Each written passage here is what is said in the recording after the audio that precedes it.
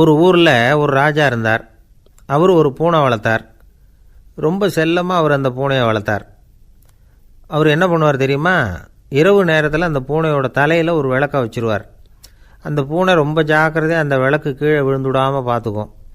தலையை ஆட்டாமல் ரொம்ப நிதானமாக ராஜா பின்னாடி நடந்து போய்கிட்டே இருக்கும். அந்த விளக்கு வெளிச்சத்தில் எல்லா வேலைகளையும் செஞ்சுருவார். கையில் ஒரு விளக்கை தனியாக எடுத்துகிட்டு போக வேண்டிய அவசியமே இல்லை.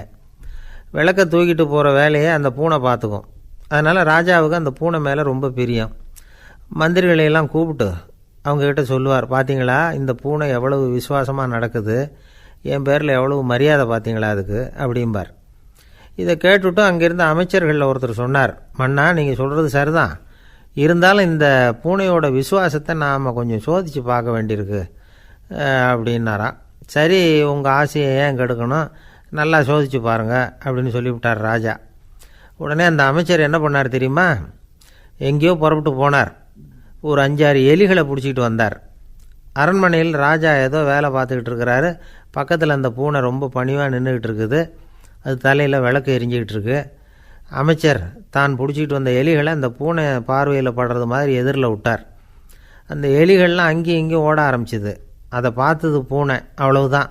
தலையில் இருக்கிற விளக்கை பற்றியும் கவலைப்படலை, ராஜாவை பற்றியும் கவலைப்படலை. ஒரே பாய்ச்சலாக பாஞ்சு எலிகளை துரத்த ஆரம்பிச்சுட்டுது. தலையில் இருந்த விளக்கு எங்கேயோ போய் விழுந்தது, அணைஞ்சு போச்சு.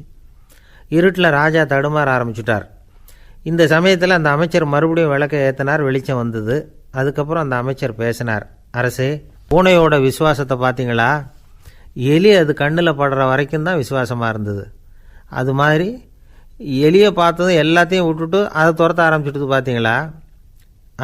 தான் அந்த பூனையை பற்றி நினச்சது தப்புங்கிறது அதுக்கப்புறம் தான் அந்த ராஜாவுக்கு புரிஞ்சுதான். சரி, இப்போ எதுக்கு இந்த கதையெல்லாம் அப்படிங்கிறீங்களா? இந்த பூனை மாதிரி தான் நம்ம மனசும். மனசை எவ்வளவு தான் பயிற்சி கொடுத்து பக்குவமாக வச்சுருந்தாலும் பார்க்குறதுக்கு பரமசாது மாதிரி தான் இருக்கும். பார்க்க வேண்டியதை பார்த்துட்டுதுன்னா பாஞ்சிரும். இந்த பூனை மாதிரி புலன் இன்ப பொருள்கள் கிட்டாத வரைக்கும் மனம் அடங்கி இருக்கிறது மாதிரி தான் தெரியும். கொஞ்சம் வாய்ப்பு கிடைச்சாலும் அது குதிக்க ஆரம்பிச்சிடும், தப்பு பண்ண ஆரம்பிச்சிடும். பெரிய பெரிய முனிவர்கள் வாழ்க்கையில் நடந்த வீழ்ச்சி இதை தான் நிரூபிக்குது. புலன்களின் ஆற்றல் அதிகம். அதனால் மனக்கட்டுப்பாடு பயிற்சிகளில் ரொம்ப எச்சரிக்கையாக இருக்கணுங்கிறார் சுவாமி சிவானந்தர். மது பழக்கத்தையே விட்டுவிட்டேன்னு உறுதியாக இருப்பான். கடை கண்ணில் பட்டுவிட்டுதுன்னா கால் அவனை கேட்காமலே இழுத்துக்கிட்டு உள்ளே போயிடும். இதுதான் மனசுங்கிறது. அதுதான் அந்த ராஜா வளர்த்த பூனை. நம்மால் ஒருத்தன் அந்த ராஜா பூனை தலையில் விளக்க வச்சது மாதிரி இவன் தன்னுடைய தலையிலேயே ஒரு விளக்கை ஏற்றி வச்சுக்கிட்டு என்னத்தையோ தேட ஆரம்பித்தான். தேடிக்கிட்டு இருக்கிறான். தலையை ஆட்டாமல் நிதானமாக நடந்து ரொம்ப நேரமாக தேடிகிட்டு இருக்கிறான். அந்த சமயம் அங்கே வந்த ஒருத்தர், என்னத்தை தேடுறீங்கன்னு கேட்டார். அதுதான் மறந்து போச்சு அப்படின்னு இழுத்தான். சரி, கொஞ்சம் இப்படி உட்காருங்க, ஞாபகம் வந்ததும் தேட ஆரம்பிக்கலாம் அப்படின்னார் அவர். இவன் கொஞ்ச நேரம் உட்காந்து யோசித்தான். அப்புறம் திடீர்னு எழுந்திரிச்சான். ஞாபகம் வந்துட்டுதுன்னா. என்னன்னு கேட்டார். எங்கள் வீட்டில் இருந்த விளக்கை எங்கே வச்சேன்னு தெரியல, அதை தான் தேடிக்கிட்டு இருக்கிறேன், ஏற்றி வைக்கலாம்னு பார்க்குறேன் அப்படின்னா. ஒரு ராஜா இருந்தார். நாடு பூராவும் நிறைய மரங்களை நட்டு வளர்க்கணுங்கிறது அவரோட ஆசை. தானே அதுக்கு முன்மாதிரியாக இருக்கணும்னு நினச்சார். அரண்மனையை சுற்றி மரங்களை நட்டு வளர்த்தார். இதை பார்த்துட்டு ஜனங்களும் அவங்கவுங்க வீட்டை சுற்றி மரக்கன்றுகளை நட்டு வளர்த்தாங்க. கொஞ்ச காலத்தில் ஊர் பூரா பசுமையாக மாறிச்சு. எல்லாருக்கும் சந்தோஷமாக இருந்தது. இது ஒரு பக்கம் இருக்கட்டும். இப்போ நான் சொல்ல போகிற கதை வேறு. அதாவது அந்த ராஜா ஒரு நாள் தன்னுடைய அரண்மனையை சுற்றி இருக்கிற விதவிதமான மரங்களை எல்லாம் போய் பார்த்தார். எப்படி இருக்கிறீங்க அப்படின்னு ஒவ்வொரு மரத்துக்கிட்டையும் விசாரித்தாராம். எந்த மரமும் சந்தோஷமாக இருக்கிறதா தெரியல. அது அதுக்கும் மனசில் ஒரு குறை.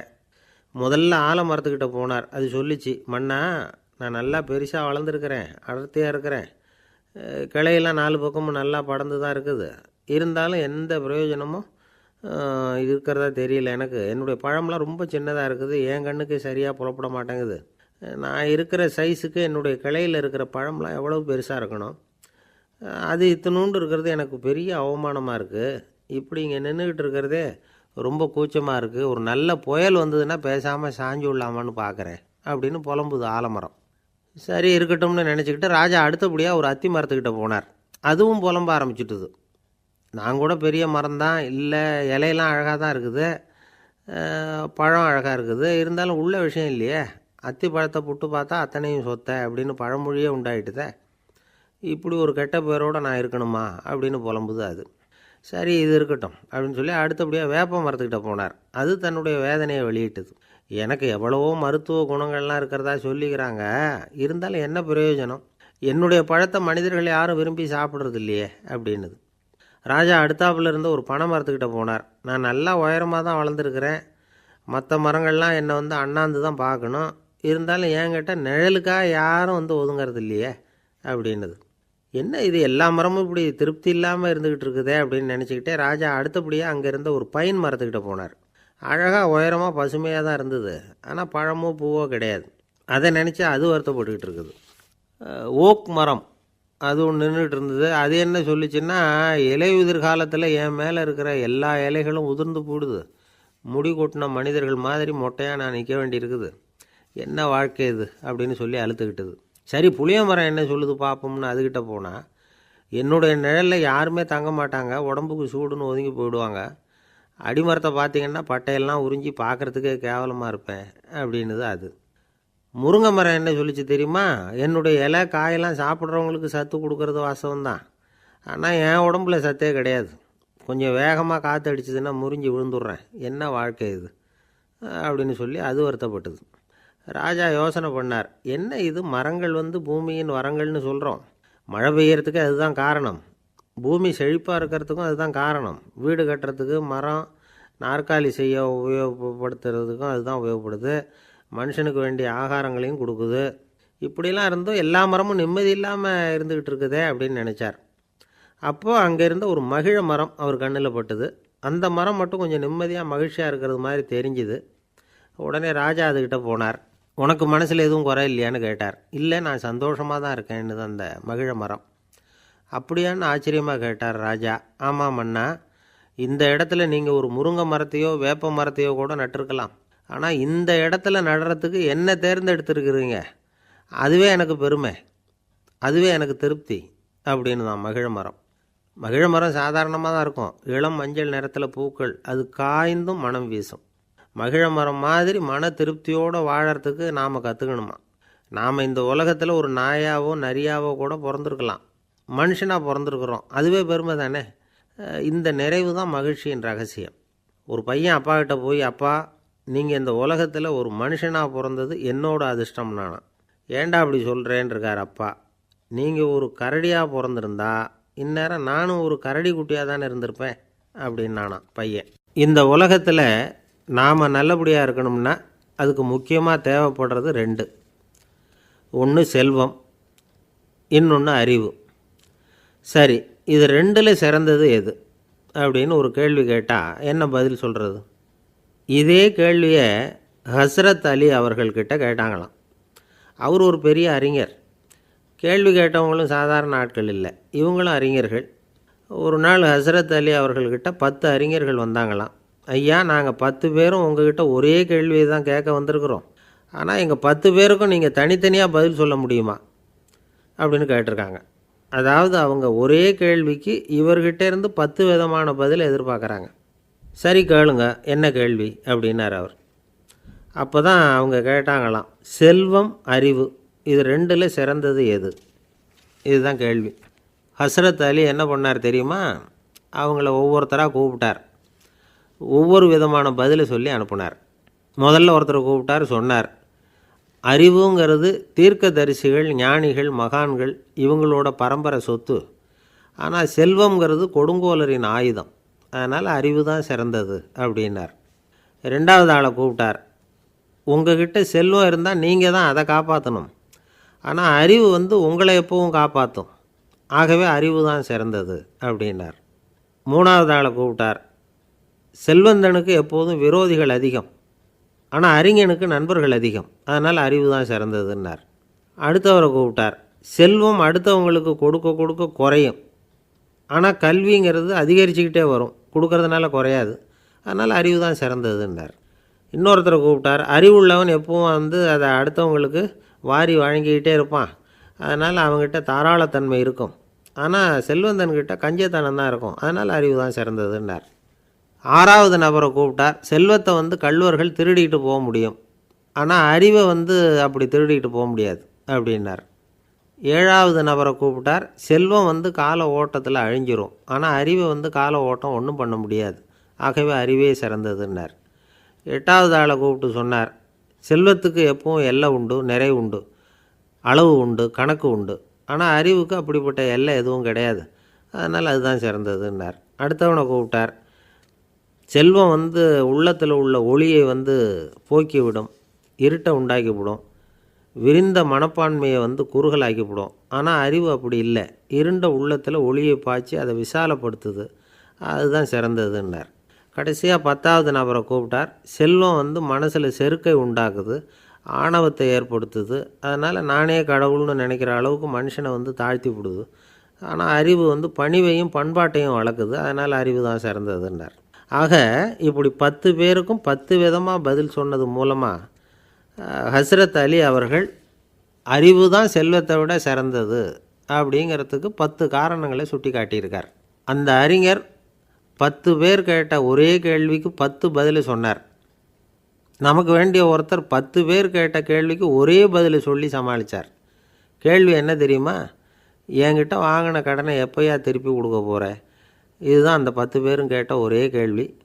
இந்த மாதம் 26ஆம் தேதி தந்துடுறேன் அப்படிங்கிற ஒரே பதில் சொல்லி அவ்வளவு பேரையும் இவர் அனுப்பி வச்சுட்டாராம். எல்லாரும் போனதுக்கப்புறம் இவரை தனியாக கூப்பிட்டு கேட்டிருக்கிறாங்க, அது என்ன சார் கணக்கு, 26ஆம் தேதி அன்னைக்கு என்ன அதிசயம் நடக்க போகுது அப்படின்னு கேட்டிருக்காங்க. அதிசயம் அன்னைக்கு இல்லை, அதுக்கு நாளே நடக்க போகுதுன்னாராம்.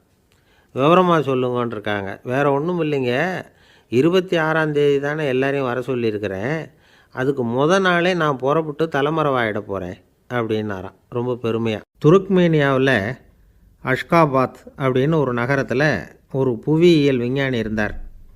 அவர் ஒரு நாய்க்குட்டி வளர்த்தார். ஒரு நாள் முன்னிரவு நேரம் ஒரு மேஜைக்கு முன்னாடி உட்காந்து அந்த விஞ்ஞானி ஏதோ கணக்கு போட்டுக்கிட்டு இருக்கிறார். அவருக்கு ஒரு சின்ன பெண் குழந்தை, அது தொட்டிலில் தூங்கிட்டு இருக்குது. அந்த நாய்க்குட்டியும் ஒரு மூலையில் படுத்து அது பாட்டுக்கு தூங்கிட்டு இருந்தது. ஒரே அமைதி. அந்த நேரத்தில் திடீர்னு அந்த நாய்க்குட்டி துள்ளி எழுந்திரிச்சிது, நேராக குழந்தைகிட்ட ஓடிச்சு. அந்த குழந்தைய அது போட்டிருந்த ட்ரெஸ்ஸோடு சேர்த்து கவ்வி தூக்குச்சு, தூக்கிக்கிட்டு வாசல் பக்கம் ஓடிச்சு.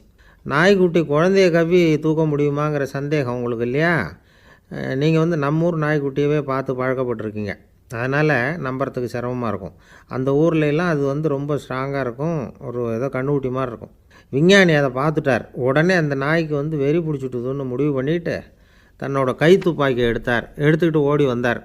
அவர் வெளியில் நாய்க்குட்டி எங்கே அப்படின்னு பார்த்து தேடுறார். அந்த நேரத்தில் அந்த வீடு இடிஞ்சு விழுது. காரணம் பூமி அதிர்ச்சி. இப்படி பூமி அதிர்ச்சி உண்டாக போகுதுங்கிறது அந்த நாய்க்குட்டிக்கு முன்னாடியே தெரிஞ்சு போச்சு. அதுதான் குழந்தைய தூக்கிட்டு வெளியில் ஓடி வந்திருக்குது. அது மூலமாக அந்த குடும்பத்தையே காப்பாற்றிருக்குது அந்த நாய்க்குட்டி. இந்த சம்பவம் நடக்கிறதுக்கு 3 நாளைக்கு முன்னாடியே சில பிராணிகளுக்கு இப்படி நடக்க போகுதுங்கிறது தெரிஞ்சிருக்குதான். ஆமாம், அந்த நகரத்தில் 3 நாளைக்கு முன்னாடியே பாம்பு, பல்லி இதெல்லாம் அது தங்கியிருந்த வலையை விட்டு வெளியில் ஓடி வந்துட்டுது. அதே மாதிரி அங்கே இருந்த புறாவெல்லாம் பறந்து போயிடுச்சான். இதே மாதிரி யுகோஸ்லோவியாவில் கூட ஒரு நகரம், அங்கே ஒரு நாள் ராத்திரி ஒரு மிருக காட்சி சாலையில் திடீர்னு ஒரு பெரிய கலவரம், கூச்சல், குழப்பம். அங்கே இருந்த கழுதை, புலி, யானை, பறவை எல்லாம் கண்ணாபின்னான்னு கத்த ஆரம்பிச்சுட்டுது. நேர் யானை அதுக்குன்னு போடப்பட்டிருந்த தடுப்பையே தாண்டி குதித்து வெளியில் வந்துட்டு தான். மறுநாள் தான் எல்லாருக்கும் விஷயம் புரிஞ்சுது. அடுத்த நாள் காலையில் அங்கே பூமி அதிர்ச்சி உண்டாயிட்டுது. இப்போ பாருங்கள், அதாவது மனுஷனை போய் தீர்க்கதரிசி அது இதுன்னு சொல்லிகிட்டு இருக்கிறோம், இவனை விட அது பரவாயில்லைன்னு தோணுது. அதாவது மிருகங்கள் ஒன்று நடக்க போகுதுங்கிறத முன்னாடியே புரிஞ்சுக்குதே. சரி, இதெல்லாம் எப்படி அது முன்கூட்டி புரிஞ்சுக்குது? அதுதான் படைப்பு ரகசியம்.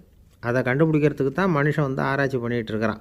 விஞ்ஞானிகளோட ஆராய்ச்சியெல்லாம் ஒரு பக்கம் இருக்கட்டும், வீட்டுக்குள்ளேயே சில ஆராய்ச்சி பண்ணி பாருங்களேன். இப்போ சில யோசனை சொல்லி அதை சோதனை பண்ணி பாருங்க அப்படின்னு ஒருத்தர் சொன்னாராம். அதாவது இப்போ மழை வருமா வராதா அப்படின்னு தெரிஞ்சுக்கணுமா, உடனே ஒரு பூனைக்குட்டி பின்னாடியே மெதுவாக போய் அது என்ன செய்யுதுன்னு கவனித்து பார்க்கணும். பூனைக்குட்டி தன்னோட பாதத்தினால சுகத்தில் அப்படி கீறிக்கிட்டு இருக்கும். அப்படி கீறினா கண்டிப்பாக மழை வரும். சில சமயம் பூனைக்குட்டி அப்படி மல்லாந்து படுத்துக்கிட்டு பாதத்தை உயர தூக்கும், அப்படியும் இப்படியும் புரளும். இப்படி செஞ்சதுன்னா அன்னைக்கும் மழை இருக்காது. அதனால் முன்னாடி இருந்தது மழை வர்றதுக்கு அறிகுறி, இது மழை இல்லைங்கிறதுக்கு அறிகுறி. பறவைகள், பிராணிகள் இதுகளோட நடவடிக்கைகளை பார்த்துட்டு அதையெல்லாம் அடிப்படையாக வச்சு தான் காலநிலையை கண்டுபிடிக்கிற கருவிகளை கண்டுபிடிச்சிருக்கிறாங்க. வாத்து இருக்குல்ல, சில சமயம் தன்னோட அழகை தன்னோட இறகுகளில் அப்படியே புதைச்சிக்கும். அப்படி செஞ்சால் குளிர்காலம் வரப்போகுதுன்னு அர்த்தம். பருவநிலை குளிராக மாறப்போகுதுங்கிறதுக்கு இதுதான் அறிகுறி. சிட்டுக்குருவி இருக்குதுல்ல, அதெல்லாம் புழுதியில் உழுந்து புரளும், சிறகுகளை வந்து படபடன்னு அடிச்சுக்கும். அப்படி செஞ்சால் மழை வரப்போகுதுன்னு அர்த்தம். ஒன்று மட்டும் நாம் நல்லா தெரிஞ்சுக்கணும், இயற்கையின் சீற்றம்னு சொல்கிறோம் இல்லையா, இயற்கை ஏன் நம்ம மேலே கோவப்படுது? இயற்கையை நாம் அனுசரித்து போகிறதில்ல, அதனால் கோவப்படுது. காடுகளை அழிக்கக்கூடாது, விலங்குகளை கொல்லக்கூடாது, இயற்கை ஏற்படுத்தி வச்சுருக்கிற சமநிலையை கெடுக்கக்கூடாது. அதை புரிஞ்சுக்கிட்டு வாழ்ந்தோம்னா பூமியும் நடுங்காது, நாமளும் நடுங்க வேண்டிய அவசியம் இருக்காது. ஒருத்தர் இருந்தார், சாராய கடைக்கு போனாராம், நிறைய சாப்பிட்டார். அப்புறம் சொன்னார், இது ரொம்ப அற்புதமான சரக்கு போல் இருக்குது, உள்ளே போன உடனே இந்த பூமியே நடுங்கிறது மாதிரி இருக்குது எனக்கு அப்படின்னாராம். இதுக்கு கடைக்காரர் சொல்லியிருக்கார், நீங்கள் சாப்பிட்டது வெறும் பச்சை தண்ணி தாங்க, இப்போ ஏற்பட்டிருக்கிறது நிஜம் பூமி அதிர்ச்சி அப்படின்னாராம். ஒரு ஊரில் ஒரு ராஜா இருந்தார். அந்த ராஜாவுக்கு ஒரு மந்திரி. ராஜா ரொம்ப நியாயமானவர், நேர்மையானவர், கண்டிப்பானவர். தப்பு செய்கிறது யாராக இருந்தாலும் தண்டனை கொடுப்பார். வேண்டியவங்களுக்கு ஒரு நியாயம், வேண்டாதவங்களுக்கு ஒரு நியாயங்கிறதெல்லாம் அவர்கிட்ட கிடையாது. ஒரு சமயம் அரசவையில் அந்த அமைச்சரே வந்து விதிமுறைகளுக்கு புறம்பாக ஏதோ நடந்துக்கிட்டு இருக்கார். மன்னருக்கு கோபம் வந்துட்டுது. உடனே அந்த அமைச்சரை கிட்டத்தில் கூப்பிட்டு அவர் கன்னத்தில் ஓங்கி ஒரு அறை கொடுத்துட்டாராம். உடனே அந்த அமைச்சர் என்ன பண்ணார் தெரியுமா, நேராக போனார், அங்கே நின்றுக்கிட்டு இருந்த இன்னொருத்தர் கன்னத்தில் ஓங்கி அரைஞ்சார். அறை வாங்கினவர் திகைச்சு போயிட்டார். இவர் ஏன் நம்மளை வந்து அரைகிறார் அப்படின்னு யோசனை பண்ணார். மன்னரும் திகைச்சு போயிட்டார். நாம் இவரை அரைஞ்சா அதுக்காக இவர் போய் இன்னொருத்தரை அரையணுமா அப்படின்னு யோசனை பண்ணார். இவருக்கு என்ன பைத்தியமானு கூட நினைக்க ஆரம்பிச்சிட்டார். ஆனால் என்ன ஆச்சுன்னா, அப்புறம் அமைச்சர் அவர் கவனிச்சிக்கிட்டு இருந்தாரா, அவர் இன்னொருத்தரை அரைஞ்சார் இல்லையா, அந்த அறை வாங்கின ஆசாமியை பார்த்து கத்திக்கிட்டு இருந்தார். யார்? அமைச்சர். ஏன்பா என்கிட்ட அறையை வாங்கிக்கிட்டு இப்படி விவரம் இல்லாமல் நின்றுட்டு இருக்கிறியே, நான் உனக்கு கொடுத்ததை நீ வேறு யாருக்கிட்டையாவது கொடுத்துரு அப்படின்னார். உடனே அந்த ஆள் பார்த்தான், தனக்கு அடுத்தபடியாக நின்றுக்கிட்டு இருந்தவனை ஓங்கி ஒரு அறை அரைஞ்சான். அவன் கன்னத்தை தடவிட்டே யோசனை பண்ணான். இது ஏதோ புரிஞ்சுக்கிட்ட மாதிரி அடுத்தாப்பில் நின்றுக்கிட்டு இருந்தவனை அரைஞ்சான். இப்படி இந்த அறை வந்து மாறி மாறி போய்கிட்டே இருக்குது. ஊர் பூரா பிரயாணம் பண்ண ஆரம்பிச்சுட்டுது. அன்றைக்கி ராத்திரி அந்த ராஜா படுக்கிறதுக்காக போனார். அந்த நேரம் பார்த்து அவர் கன்னத்தில் பலார்னு ஒரு அறை விழுந்தது. நம்மளே அரையிறது யார் அப்படின்னு அதிர்ச்சியோட மன்னர் திரும்பி பார்க்குறாரு. அரைஞ்சது அவரோட மனைவி. என்னாச்சு உனக்குன்னு கத்துனார் ராஜா. உங்களுக்கு தெரியாதா, ஊர் பூரா ஒருத்தர் மாற்றி ஒருத்தர் மூலமாக இந்த அறை வந்து பிரயாணம் பண்ணிக்கிட்டு வருது அப்படின்னாங்க அந்த அம்மா. அப்படின்னா ஆரம்பித்த இடத்துக்கே வந்துட்டுதா அப்படின்னாராம் மன்னர். என்ன சொல்கிறீங்கன்னு கேட்டிருக்காங்க. இவர் விவரத்தை சொன்னாராம். அப்படின்னா நீங்கள் ஆரம்பித்து வச்ச இந்த விளையாட்டை நான் முடிச்சு வச்சுட்டேன் அப்படின்னாங்களாம் அந்த அம்மா. மறுநாள் காலை மறுபடியும் அரசவை கூடிச்சு அந்த அமைச்சர் மன்னரை பார்த்து கேட்டார், என்ன மகாராஜா, என்கிட்ட கொடுத்ததை திருப்பி வாங்கிட்டீங்களா அப்படின்னாராம். இப்படி நடக்கும்னு நான் எதிர்பார்க்கவே இல்லைன்னார் மன்னர். ஆனால் நான் எதிர்பார்த்தேன், அது எங்கே போயிட போகுது, ஊர் பூரா சுற்றி கடைசியில் உங்ககிட்ட தான் வந்து சேரும் அப்படிங்கிறது எனக்கு தெரியும் அப்படின்னாராம் அமைச்சர். இந்த கதை வந்து வேடிக்கையாக இருந்தால் கூட இதில் உள்ள கருத்து முக்கியமானது. இந்த உலகத்தில் பல கருத்துக்கள் இப்படி தான் மாறி மாறி சுற்றி வந்துக்கிட்டே இருக்குது. நம்மளும் ஒருத்தன் தன்னுடைய நண்பன் ஒருத்தனை கடத்தெருவில் பார்த்தான். உடனே ஓடி போய் பலார்னு ஒரு அறை கொடுத்தானா. அவன் கன்னத்தை தடவிட்டு ஏன்டா என்னை அரைஞ்சேன்னு கேட்டிருக்கான். நீ ஏன்டா என்னை முட்டாள்னு என் மனைவிட்ட போய் சொன்னேன் அப்படின்ட்டுருக்கான் அவன். உன்னை ஒரு முட்டாள்னு சொன்னதுக்காகவா நீ என்னை அரைஞ்ச அப்படின்னு கேட்டிருக்கான் இவன். டேய், நான் அதுக்காக அறையலப்பா, அது ஒரு பெரிய ரகசியம் நான் முட்டாளுங்கிறது. அந்த ரகசியத்தை நீ வந்து ஏன் எங்கள் வீட்டில் போய் சொன்னேன், அதுக்காக தான் அரைஞ்சேன் அப்படின்னு நானும் அவன். பக்தின்னு சொல்கிறோம் இல்லையா, அது வந்து 3 வகைப்படும் அப்படிங்கிறார் ஒரு பெரியவர். அது என்ன 3 வகைன்னா, தெய்வ பக்தி, அடியார்கள் பக்தி, குரு பக்தி. அடியார் பக்தியை விட தெய்வ பக்தியை விட குரு பக்தி தான் ரொம்பவும் சிறந்ததுங்கிறார் அவர்.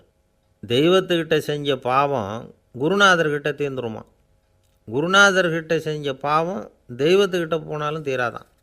இப்படி பெரியவங்கள்லாம் சொல்லி வச்சுருக்கிறாங்க. ஒரு காடு, அங்கே அயோத தௌமியர் அப்படின்னு ஒரு தபோதனர். அவர் பல மாணவர்களை ஒன்றா சேர்த்து ஒரு குருகுலம் நடத்திக்கிட்டு இருக்கிறார். பல தரப்பட்டவங்க பல திறப்பட்டவங்க மாணவர்கள் அதில் சேர்ந்து படிச்சுக்கிட்டு இருக்கிறாங்க. பாஞ்சால ராஜகுமாரன் ஒருத்தனும் அந்த குருகுலத்தில் சேர்ந்து படிச்சுக்கிட்டு இருக்கிறான். அவன் பேர் ஆருணி. பெரிய இடத்து புள்ள, இருந்தாலும் படுப்பில் ரொம்ப கெட்டிக்காரனாக இருந்தான். அவன் தான் அங்கே முதல் மாணவன். ஒரு நாள் குருநாதர் அந்த அரசகுமாரனை கூப்பிட்டார். நம்ம குருகுலத்துக்கு சொந்தமான வயலில் தண்ணீர் பெருகி வெள்ளம் வந்து பயிரை வந்து அழிக்குதான், அதனால் நீ போய் மடையை அடைச்சிட்டு வந்துரு அப்படின்னார். அந்த அரசகுமாரன் உடனே புறப்பட்டான். குருநாதர் சொல்லிட்டார்ல, உடனே புறப்பட்டான். நான் பெரிய இடத்து பிள்ளையாச்சே, ராஜகுமாரனாச்சே, ரொம்ப செல்வாக்கூட வளர்ந்தவனாச்சே, நான் போய் வயலில் இறங்கி வேலை செய்கிறதா அப்படின்னுலாம் அவன் நினைக்கல. குருநாதர் கட்டளையை நிறைவேற்ற வேண்டியது நம்ம கடமை அப்படின்னு நினச்சான். உடனே ஒரு மண்வெட்டியை தூக்கி தோளில் வச்சுக்கிட்டு புறப்பட்டு போயிட்டான். வயலுக்கு போனான். பார்த்தான், தண்ணி கரையை உடச்சிக்கிட்டு வயலுக்குள்ளே ஏகமாக பாஞ்சிக்கிட்டு இருக்குது. இவன் மண்வெட்டியால் களிமண்ணை புல்லோடு சேர்த்து புல் பற்ற மாதிரி வெட்டி வெட்டி போட்டான். இருந்தாலும் மடையை அடைக்க முடியல. தண்ணி அதை மீறி வந்துக்கிட்டே இருக்குது. தண்ணி வேகமாக வயலுக்குள்ளே போய்கிட்டே இருக்குது. போடுற பத்தையெல்லாம் கரைஞ்சி கரைஞ்சி போயிட்டுருக்கு. இருந்தாலும் இவன் தன்னுடைய முயற்சியை கைவிடலை. வெட்டி வெட்டி போட்டுக்கிட்டே இருக்கிறான்.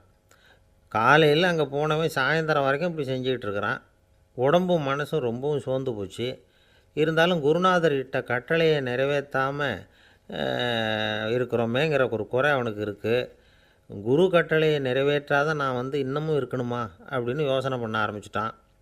என்ன செய்யலாம்னு பார்த்தான். நம்ம குருநாதர் இட்ட பணிக்காக இந்த உடம்பையே தியாகம் பண்ணலாம் அப்படின்னு முடிவு பண்ணான். தண்ணி பாயுதில் அதுக்கு குறுக்க விழுந்து அப்படியே மடையை அடைச்சிக்கிட்டு அப்படியே படுத்துட்டான். இது மற்றவங்களுக்கு தெரியாது. அன்னைக்கு ராத்திரி ஒரு விளக்கு முன்னாடி உட்காந்து குருநாதர் பிள்ளைங்களுக்கு பாடம் சொல்லி கொடுத்துக்கிட்டு இருக்கிறார். முதல் வரிசையில் இருக்கக்கூடிய ராஜகுமாரனை காணலை. நம்ம ஆருணி எங்கே போனா அப்படின்னு சொல்லி மற்ற மாணவர்களை விசாரித்தார். இப்போ அவங்க சொன்னாங்க, சுவாமி அவன் காலையில் வயலுக்கு மடையை அடைக்கிறதுக்காக போனான், நீங்கள் தான் போக சொன்னீங்க, இன்னும் திரும்பி வரல அப்படின்னு ஒரு பையன். குருநாதர் உடனே ஒரு தீவெட்டி எடுத்துக்கிட்டு மாணவர்களை அழைச்சிக்கிட்டு வயலுக்கு போனார். அங்கே போய் பார்த்தா ஆளை காணும். ஆருணி ஆருணின்னு சொல்லி சத்தம் போட்டு கூப்பிட்டு பார்க்குறார். நான் இங்கே இருக்கேன் குருநாதா அப்படின்னு காலுக்கு அடியிலேருந்து ஒரு சத்தம் வருது. குனிஞ்சு பார்த்தா அவன் மடையில் படுத்துருக்குறான். என்னப்பா இதுன்னார். காலையிலேருந்து இந்த மடையை அடைச்சி பார்த்தேன் சுவாமி, முடியல, அதனால் இப்படி குறுக்க படுத்துட்டேன். என்னை தாண்டறதுக்கு பயந்து போய் தண்ணியை தேங்கி நின்றுட்டுது அப்படின்னா. அவனுடைய குரு பக்தியையும் அவனை தாண்டறதுக்கு அஞ்சு நிற்கிற தண்ணி தேக்கத்தையும் பார்த்துட்டு எல்லாரும் ரொம்ப ஆச்சரியப்பட்டு போயிட்டாங்களாம். ஆருணி எழுந்திரிச்சு வா அப்படின்னு கூப்பிட்டாரான் குருநாதர். அவன் தண்ணீரை பொழந்துக்கிட்டு எழுந்திரிச்சு வந்தானான். அதனால் அவனுக்கு உத்தாலகன் அப்படின்னு ஒரு பேர். உத்தாலகன்னா தண்ணீரை பிளந்தவன் அர்த்தம். அந்த உத்தாலகன் மாதிரி இந்த காலத்து மாணவர்களுக்கும் குரு பக்தி வேணும் அப்படின்னு சொன்னோம் ஒரு பள்ளிக்கூடத்தில். உடனே நிறைய மாணவர்கள் எழுந்திரிச்சு நின்னாங்க. சார், நீங்கள் எங்களை இன்னமும் சரியாக புரிஞ்சுக்கலன்னு நினைக்கிறோம். அன்னைக்காவது ஒருத்தன் அப்படி இருந்தான், இன்றைக்கி ஏகப்பட்ட உத்தாலகர்கள் இருக்கிறோம். எங்கள் வாத்தியார் கட்டளை இட்டால் இப்போவே அது மாதிரி வயலுக்கு போய் மடையில் குறுக்கப்படுத்துக்கிறதுக்கு இந்த வகுப்பில் உள்ள அத்தனை பேரும் தயாராக இருக்கிறோம் அப்படின்னாங்க. அப்படியா அப்படின்னு சொல்லி கேட்டோம் ரொம்ப சந்தோஷமாக. ஒருத்தன் ரொம்ப அடக்கமாக எழுந்திரிச்சான். அப்புறம் சொன்னான், ஆமாம் சார், வகுப்பில் இவர் நடத்துகிற பாடத்தை கேட்டுக்கிட்டு இருக்கிறத விட பேசாமல் போய் மடையில் படுத்துடுறது ஒன்றும் கஷ்டமான காரியமாக இருக்காது, அதனால தான் எல்லோரும் அங்கே போகிறேன்னு சொல்கிறோம் அப்படிங்கிறான். ஒரு இலக்கிய கூட்டம் ஏற்பாடு பண்ணியிருக்கிறோம், நீங்கள் அவசியம் அதில் பேசணும் அப்படின்னு கேட்டுக்கிட்டார் ஒருத்தர். வேணாங்க, 4 பேருக்கு முன்னாடி நிற்கிறதுனா எனக்கு ரொம்ப கூச்சமாக இருக்கும் அப்படின்னாரு இவர். ஏன் சார் இன்னமும் குழந்த மாதிரி கூச்சப்படுறீங்களே அப்படின்னார் அவர். அவரை ஒரு மாதிரியாக சமாளித்து அனுப்பி வச்சுட்டு அதுக்கப்புறம் அதை பற்றி இவர் யோசித்து பார்த்துருக்கார். சில நிபுணர்கள் எழுதியிருக்கிறத படித்தும் பார்த்துருக்கிறார். மனோதத்துவ நிபுணர்கள் என்ன சொல்கிறாங்க தெரியுமா? 10லேருந்து 20% குழந்தைகள் பிறக்கிறப்பவே கூச்ச சுபாவம் கொண்டதாக தான் இருக்குதான். ஒரு தாத்தா தன்னோட பேர பிள்ளைய ஆசையாக கூப்பிடுறார் விளையாட்டு காட்ட, அதை அழுதுகிட்டு ஓடி போகுது. ஒரு அம்மா தன்னோட பிள்ளைய பள்ளிக்கூடத்தில் சேர்க்கறதுக்காக கூப்பிட்டுக்கிட்டு போகிறாங்க. அந்த புள்ள அம்மாவோட முந்தானையில் ஒளிஞ்சிக்கிட்டு வெளில வரமாட்டேங்குது. இவங்களெல்லாம் எப்படி சமாளிக்கிறது? குழந்தைகளோட கூச்ச சுபாவத்தை போக்குறது எப்படி? இதுக்கு நிபுணர்கள் சில யோசனைகளை சொல்லியிருக்கிறாங்க. மற்றவங்களுக்கு முன்னாடி என் பையனுக்கு கூச்சம் ரொம்ப அதிகம் சார், மற்றவங்க பார்த்தா ரொம்ப வெக்கப்படுறான், இப்படி சொல்கிற அப்பாக்கள் உண்டு. என் பையன் புது மனுஷால பார்த்தா அட்டையாக ஒட்டிக்குவான் சார் அப்படின்னு சொல்கிற அப்பாக்களும் உண்டு. இப்படிலாம் குழந்தைகளுக்கு முத்திரை குத்துறது ரொம்ப தப்பான். புதுசாக யாராவது வீட்டுக்கு வந்தால் குழந்தை தானாக தன்னோட கூச்சத்தையும் பயத்தையும் போக்கிக்கிட்டு சகஜமாக மாறி வர்றதுக்கு வாய்ப்பு கொடுக்கணுமா. ஒரு கூட்டத்துக்கோ அல்லது சொந்தக்காரங்க கல்யாணத்துக்கோ குழந்தைய அழைச்சிட்டு போகிறீங்க, அங்கே போய் கட்டாயப்படுத்தி குழந்தைய மற்றவங்க கிட்ட பேச சொல்லக்கூடாது. சில சமயம் குழந்தை தானாக தன்னுடைய கூச்ச சுபாவத்தை விட்டு பேசுகிறதுக்கு முன் வந்தால் அதை பாராட்டணும். குழந்தை கலகலப்பு இல்லாமல் மௌனமாக இருந்ததுன்னா அதையும் கண்டுக்கக்கூடாது. குழந்தை பேச ஆரம்பித்தா அதை ஆர்வத்தோடு கவனிக்க தெரியணும். கலந்து உரையாடுற பழக்கத்தை வீட்லேயே ஆரம்பிக்கலாம். கேட்டதுக்கு பதில் சொல் அப்படின்னு நீங்கள் அதிகாரம் பண்ணிகிட்டு இருக்கக்கூடாது. அது குழந்தைக்கு பேசுகிற சந்தர்ப்பத்தை குறைச்சிருமா. இப்போ நாம் அதிகாரம் பண்ணால் கேலி செய்கிற பழக்கம் குழந்தைகளை ரொம்ப பாதிச்சிருமா. பெரியவங்களானதுக்கு அப்புறமும் சில பேர் கூச்சத்தோடவும் பயத்தோடவும் இருக்கிறதுக்கு இதுதான் காரணம். சின்ன வயசில் அவங்கெல்லாம் ஏதாவது கேலிக்கு ஆளாகி இருப்பாங்க. ரெண்டாவது குழந்தை மூத்த குழந்தைய கேலிக்கு ஆளாகிற சந்தர்ப்பங்களை கண்டு கேலி பண்ணினா அது இளம் நெஞ்சங்களை விட்டு நீங்கிறதே இல்லையா. எப்பவும் குழந்தையோட நடை உடை பாவனைகளை பற்றி சொல்லிக்கிட்டே இருக்கக்கூடாதான். அதுவே கூச்ச சுபாவத்தை கொண்டுட்டு வந்துடுமா. அப்பா எங்கேன்னு யாராவது கேட்டால் இது மாதிரி இன்ன காரியத்துக்காக வெளியில் போயிருக்கார், இத்தனை மணிக்கு திரும்பி வருவார் அப்படின்னு சொல்கிற அளவுக்கு குழந்தைகளை பழக்கப்படுத்தி வைக்கணும். ஃபோன்லேயே யாராவது விசாரித்தா கூட இது மாதிரி பதில் சொல்லு அப்படின்னு சொல்லணும். சின்ன சின்ன மீட்டிங்கில் 4 வார்த்தை பேச தயார் பண்ணலாம். ஒரு கடையிலையோ அல்லது ஹோட்டல்லையோ ஏதாவது விவரம் கேட்கணும்னா உங்கள் குழந்தைய தைரியமாக அனுப்புங்க. குழந்தைகள் பணிவாகவும் பொறுமையாகவும் விவரம் கேட்குறப்போ கூச்ச சுபாவம் தானாக போயிடும். சின்ன வயசுலேயே இப்படிலாம் பழக்கப்படுத்தினா தான் வருங்காலத்தில் தைரியமாக இந்த சமுதாயத்தில் வாழ முடியும். இல்லைன்னா 60 வயசுலேயும் அடுப்பங்கரையை விட்டு வெளில வர்றதுக்கு கூச்சப்பட்டுக்கிட்டு தான் இருக்க வேண்டியிருக்கும். இந்த காலத்து பிள்ளைங்க எவ்வளவோ பரவாயில்ல, எதுக்கும் தயங்கிறதில்ல, கூச்சப்படுறதில்ல. ஒரு அம்மா அடுப்பங்கரையிலேருந்து சத்தம் போட்டாங்க, டேய் ராமு, தயவு பண்ணி அந்த டிவியை நிறுத்துறா, அந்த பெண்ணோட குரல் மகா மோசம், அடுப்பங்கரையில் இருக்கிற என்னாலேயே அதை சகிச்சிக்க முடியல அப்படின்னாங்களாம். உடனே பையன் கொஞ்சம் கூட தயங்காமல் பதில் சொல்கிறான், அம்மா இந்த குரல் டிவியிலேருந்து வரல, எதிர்த்த விட்டு மாமி தான் இங்கே வந்திருக்கிறாங்க, அவங்க தான் இப்போ என்னோட பேசிக்கிட்டு இருக்கிறாங்க அப்படின்னு. நான் ஒரு கடைக்கு போனேன், 5 ரூபா பணத்தை எடுத்து கொடுத்தேன், ஒரு தினசரி பத்திரிகையை கேட்டேன். அவர் உடனே அங்கே அடுக்கி வச்சுருந்த பத்திரிகையில் ஒன்று எடுத்து என் கையில் கொடுத்தார், வாங்கிக்கிட்டேன். மீதி பணத்தை எடுத்தார், அதையும் என் கையில் கொடுக்கணும்ல, கொடுக்கல, எதிரில் இருந்த பலகையில் வச்சு எடுத்துக்க சொன்னார். எப்பவும் அவர் அப்படி தான் பண்ணுவார், நானும் எடுத்துக்கிட்டு வந்துடுவேன். இவர் ஏன் இப்படி பண்ணுறாருங்கிறது எனக்கு ரொம்ப நாளாக ஒரு சந்தேகம். ஒரு நாள் அவர்கிட்டயே இதை கேட்டுவிட்டேன், ஏங்க நீங்கள் உங்கள் கடைக்கு பொருள்கள் வாங்குறவங்களுக்கு நீங்கள் பாக்கி சில்லறையை கொடுக்குறப்போ பலகையில் வச்சு விட்றீங்க, கையில் கொடுக்க மாட்டேங்கிறீங்களே ஏன் அப்படின்னு கேட்டேன். காசை கையில் கொடுத்தா நம்மக்கிட்ட இருக்கிற லட்சுமி போயிடுவா சார் அப்படின்னார். அதாவது பணம் செலவாயிடும் அப்படின்னு அர்த்தமா. இன்னொரு நண்பர், அவர் ஒரு நாள் வழக்கத்துக்கு மாறாக ரொம்ப சோகமாக உட்காந்துருக்கிறார். ஏங்க என்னாச்சு, ஏன் இப்படி கப்பலே கவிழ்ந்தது மாதிரி உட்காந்துருக்குறீங்க அப்படின்னு கேட்டேன். கப்பலே கவிழ்ந்திருந்தா கூட நான் இப்படி கவலைப்பட மாட்டேன் சார், வேறு ஒன்று நடந்து போச்சுன்னார். என்னன்னு கேட்டேன். என் உச்சந்தலையில் பல்லி ஒன்று விழுந்துட்டுதுன்னார். அதுக்காகவா இப்படி அப்படின்னு ஆச்சரியப்பட்டேன். ஆமாங்க, பல்லி உச்சந்தலையில் விழுந்தால் பலன் என்னன்னு பஞ்சாங்கத்தில் பார்த்தேன், மரணம்னு போட்டிருக்கு அப்படின்னு சொல்லிவிட்டு அவர் தொடர்ந்து கவலைப்பட ஆரம்பிச்சிட்டார். இப்படியும் ஒருத்தர், என் கூட வேலை பார்க்குற ஒருத்தர் எப்படி தெரியுமா, தினமும் வலது காலை வச்சு தான் ஆஃபீஸுக்கு உள்ளே நுழைவார். என்றைக்காவது தவறுதலாக இடது காலை வச்சு உள்ளே வந்துட்டார்னா அன்னைக்கு பூரா மனசு சங்கடப்படுவார், எந்த வேலையும் சரியாக ஓடாது. கேரம் போர்டு ஆடுற ஒருத்தர் எப்போ ஆட உட்காந்தாலும் ஸ்ட்ரைக்கரை கை தவறி கீழே விழுற மாதிரி பண்ணி அதுக்கப்புறம் அதை எடுத்துக்கிட்டு ஆட உட்காருவார். ஏன்னா எப்போவோ ஒரு தடவை நிஜமாகவே அது கை தவறி கீழே விழுந்திருக்குது, அன்னைக்கு பிரமாதமாக ஜெயிச்சுட்டார். உடனே ஒரு முடிவுக்கு வந்துட்டார், கை தவறுனா லாபம் அப்படின்னு. அதுக்கப்புறம் அதையே பழக்கமாக்கிக்கிட்டார்.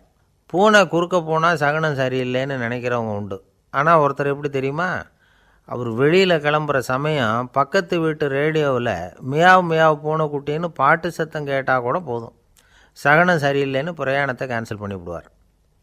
இப்போ இவ்வளவும் எதுக்கு சொல்கிறோம்னா, அளவுக்கு மீறின சகுன நம்பிக்கைகள் இருக்குது பாருங்கள், இதோட பயமும் சேர்ந்துக்கிட்டதுன்னு வச்சுக்கோங்க, இது ஒருத்தருடைய மனநிலையை பாதிச்சிடும். இது உளவியல் நிபுணர்கள் சொல்கிற கருத்து. வாழ்க்கையே தடுமாற வச்சிரும். பாதுகாப்பு இல்லாத உணர்வு, ஒரு விதமான டிப்ரெஷன் மனநிலை, இதெல்லாம் தான் இதுக்கு காரணமாக அமையலாம். சில பேர் காய்கறி நறுக்க கத்தியை கையில் எடுத்தால் கூட நேரம் சரியாக இருக்கா அப்படின்னு பார்த்துட்டு தான் வேலையை ஆரம்பிக்கிறது வழக்கம். அறிவு தான் மனசுக்கு வாத்தியாராக இருக்கணும், அப்போ தான் வாழ்க்கை நிம்மதியாக இருக்கும். அறிவு மனசு சொல்கிறபடியெல்லாம் கேட்க ஆரம்பிச்சுட்டுதுன்னா இடைஞ்சல் தான். ஒருத்தருக்கு 7ஆம் நம்பர் தான் ராசியான நம்பரான், 7ஆம் தேதி தான் எந்த காரியத்தையும் ஆரம்பிப்பாராம். 7 எழுத்து வர்றது மாதிரி பேரை மாற்றி வச்சுக்கிட்டார். 7 மணிக்கு தான் தினமும் எழுந்திருப்பார். 7ஆம் நம்பர் வீட்டில் தான் குடியிருக்கார். கல்யாணம் கூட 7ஆம் தேதி தான் பண்ணிக்கிட்டார். அவர் ஒரு நாள் குதிரை பந்தயத்துக்கு போனாராம். குதிரையோட பேரையெல்லாம் பார்த்தார். ஒரு குதிரையோட பேர் 7 எழுத்தில் அமைஞ்சிருந்தது. 7 தானே இவருக்கு அதிர்ஷ்ட நம்பர். அதனால் உடனே அது பேரில் பணத்தை கட்டினார். பந்தயம் நடந்தது. என்ன சார் ஆச்சுன்னு கேட்டாங்க. நான் பணம் கட்டின அந்த என்னோடய குதிரை 7ஆவதாக வந்து சேர்ந்தது சார் அப்படின்னாராம் சோகமாக. ஒரு விவசாயி விதைக்கிறதுக்காக வயல்வெளி பக்கம் போகிறார். விதைகளை அள்ளி வீசினார். அப்போ என்ன ஆச்சுன்னா, சில விதைகள் வந்து பாதை ஓரத்தில் விழுந்தது. சில விதைகள் முள் செடிகள் மண்டி இருந்த புதருக்கு இடையில் விழுந்தது. சில விதைகள் நல்ல நிலத்தில் விழுந்தது. பாதை ஓரத்தில் விழுந்த விதை என்ன ஆச்சுன்னா, அதெல்லாம் பறவைகள் கண்ணில் போட்டுவிட்டுது. உடனே வந்து உட்காந்து கொத்தி தின்னுட்டு போட்டுது. அதிகமாக மண் இல்லாத பாறை பகுதியில் விழுந்த விதையெல்லாம் லேசாக வேர் விட்டு முளைக்க ஆரம்பிச்சிது. அதுக்கப்புறம் வேர் கீழேயும் ஆழமாக போக முடியல. மேலேயும் சூரிய வெப்பம் அதிகம் தாங்க முடியல. எல்லாம் காஞ்சி கருகி போட்டுது. புதர் பகுதியில் சில விதைகள் விழுந்தது இல்லையா, முள் செடிகள் காடாக மண்டி போயிருந்தது. அதனால் முளைச்சி வர்ற செடிக்கு நெருக்கடி அதிகமாக போட்டுது. சரியாக வளர முடியல. விளைச்சலும் சரியாக இல்லை. நல்ல நிலத்தில் விழுந்த விதைகள் மட்டும் நல்லா முளைச்சிது, நல்லா வளர்ந்தது. விளைச்சலும் பிரமாதமாக இருந்தது.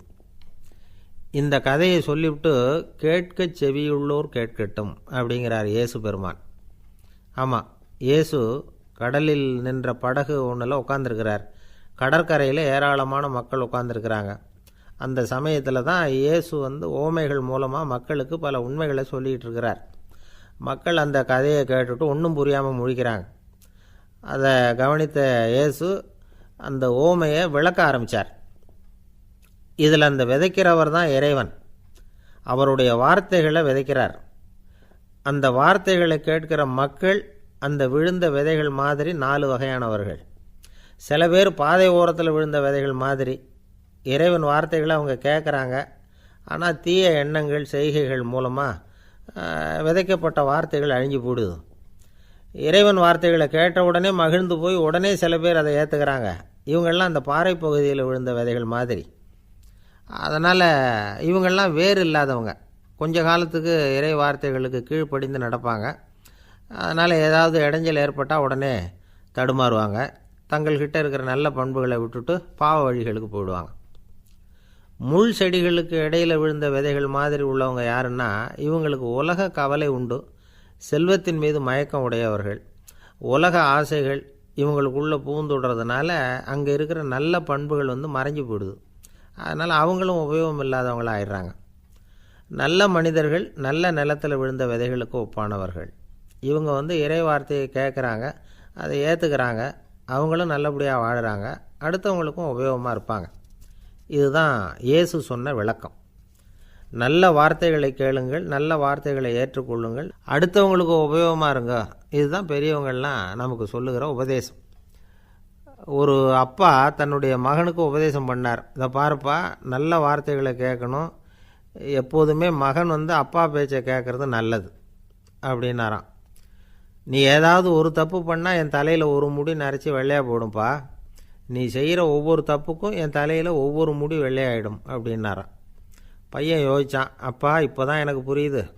தாத்தாவோட தலைமுடி பூராவும் வெள்ளையாக இருக்கிறதுக்கு என்ன காரணங்கிறது எனக்கு இப்போ தான் புரியுது அப்படின்னானா. ஜவஹர்லால் நேரு பிரதமராக இருந்த சமயம் அவர் ஒரு தடவை சென்னைக்கு வந்திருக்கிறார். இங்கே சில முக்கிய நிகழ்ச்சிகளில் கலந்துக்கிறதுக்காக வந்திருந்தார். ஆளுநர் மாளிகையில் ஒரு நாள் ராத்திரி தங்கி மறுநாள் புதுடெல்லி புறப்படுறதாக ஏற்பாடு.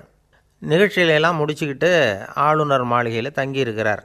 அன்றைக்கு இரவு படிக்கிறதுக்கு ஒரு முக்கியமான புத்தகம் அவருக்கு தேவைப்பட்டது. அந்த சமயத்தில் உலக அளவில் ஒரு முக்கியமான பொருளாதாரம் சம்பந்தமான ஒரு புத்தகம் வெளியாகி இருக்கிற விஷயம் அவருக்கு தெரியும்.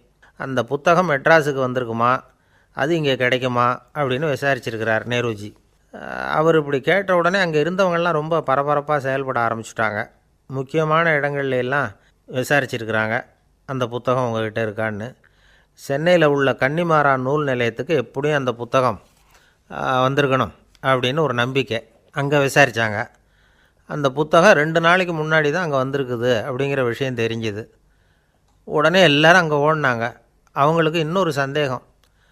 புத்தகம் வந்திருக்கு சரி, அது இந்த சமயத்தில் வேறு யாரும் படிக்கிறதுக்கு எடுத்துகிட்டு போயிருக்கக்கூடாதே அப்படிங்கிற சந்தேகம். இருந்தாலும் மனசுக்குள்ளே ஒரு தைரியம், இப்படி ஒரு புத்தகம் வெளிவந்திருக்கிற விஷயமே நேருஜி சொல்லி தான் நமக்கே தெரியும்.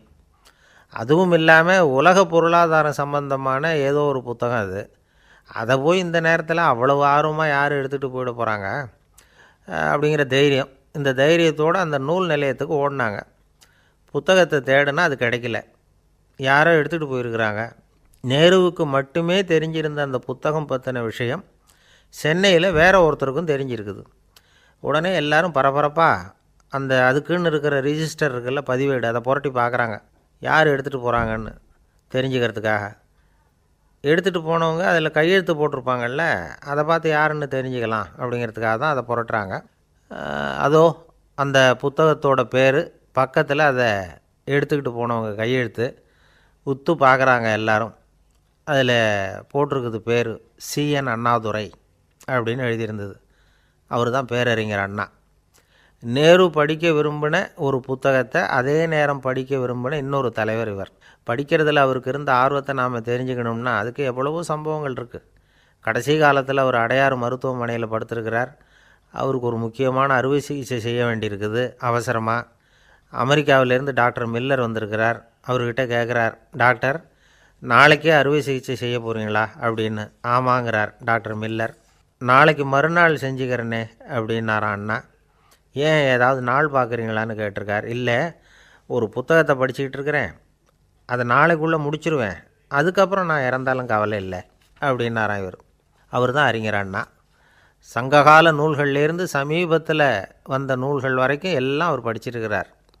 ஒரு திருமண விழாவில் அவர் பேசும்பொழுது சொன்ன விஷயம் இது. சங்க காலத்தில் காதலியை மணக்க விரும்புகிறவனுக்கு அவனுடைய தந்தை வீர சோதனைகள்லாம் வைப்பார். போய் புலிப்பல் கொண்டுக்கிட்டு வா, அப்போ தான் என் பொண்ணை கொடுப்பேன் அப்படின்னு சொல்லுவார். காதலன் உடனே காட்டுக்கு போவான், ஒரு புலியை கொன்று அதனுடைய பல்லை கொண்டுக்கிட்டு வருவான். அதை வீர பதக்கத்தில் பதிச்சு அவனுக்கு மாமனார் சூட்டுவார் கல்யாண சமயத்தில். இப்போலாம் காதலன் கிட்ட அப்படி சொல்ல முடியாது. இப்போலாம் காதலன்கிட்ட காட்டுக்கு போய் புலிப்பல் கொண்டுக்கிட்டு வான்னு யாராவது சொன்னால் புலி தான் மாப்பிள்ளையாக வந்து சேரும் அப்படின்னார். வாழ்க்கையில் சில சந்தர்ப்பங்களில் நாம் சில அவமானங்களை சந்தித்தே தீர வேண்டியிருக்கு. என்ன பண்ணுறது, காலம் அப்படி. அவமானப்படுறவங்க உடனே அடங்கி போய்டுறது தான் உலக வழக்கம். அவமானப்பட்டால் உடனே சீறி எழறவங்களும் உண்டு. ஆனால் அதையே ஒரு சவாலாக எடுத்துக்கிட்டு முன்னுக்கு வர்றவங்களும் சில பேர் இருக்கிறாங்க. அவங்க ரொம்ப அபூர்வம். இன்றைக்கி மனோதத்துவ நிபுணர்கள்லாம் என்ன சொல்கிறாங்க தெரியுமா? அவமானப்பட்டுட்டா உடனே அடங்கி போயிடக்கூடாதான்.